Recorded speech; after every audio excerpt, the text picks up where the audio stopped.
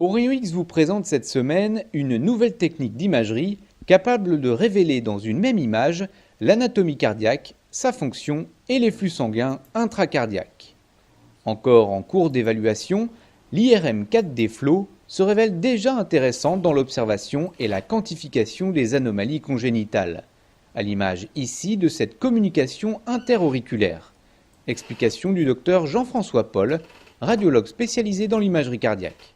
Le flux apparaît en couleur ici, avec un codage couleur, le rouge correspondant aux vitesses les plus élevées. Ici, vous avez un dossier intéressant d'une patiente avec une communication interauriculaire, ce qu'on appelle un shunt gauche-droit, avec un flux qu'on voit passer entre l'oreillette gauche et l'oreillette droite. Donc ça, c'est une représentation tridimensionnelle, mais on peut revenir pour l'analyse des images sur une vue bidimensionnelle. Donc vous avez ici un passage et tout l'intérêt de cette technique, c'est de pouvoir quantifier de façon précise la quantité de flux qui passe anormalement des cavités gauche aux cavités droites.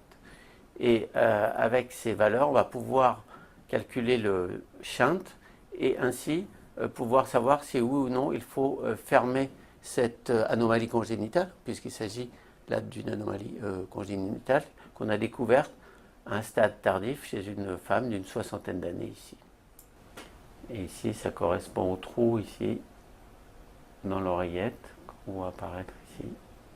Et chez cette patiente, on va mettre une prothèse d'Emplatz, c'est-à-dire une fermeture par une sorte de grillage qui va s'insérer sur les berges de la communication entre les deux oreillettes. Là, c'est la CIA qu'on voit en plan perpendiculaire avec le jet qui vient vers l'avant, le reflux et qui fait un tourbillon après ici et qui remonte dans les artères pulmonaires. Là, on voit bien le retour. En IRM 4D Flow, par la technologie et la physique de l'IRM, nous permet des quantifications plus précises en général qu'au Doppler. Donc c'est un examen qui sera toujours un examen de deuxième intention, puisque l'IRM n'est pas disponible bien sûr aussi facilement que l'écho-Doppler. Mais quand il y a un doute à l'écho-Doppler ou que le dopplériste voit mal, on pourra proposer cette technique de complément et aussi pour reprendre les décisions chirurgicales quand les valeurs sont proches du seuil d'intervention comme c'était le cas ici.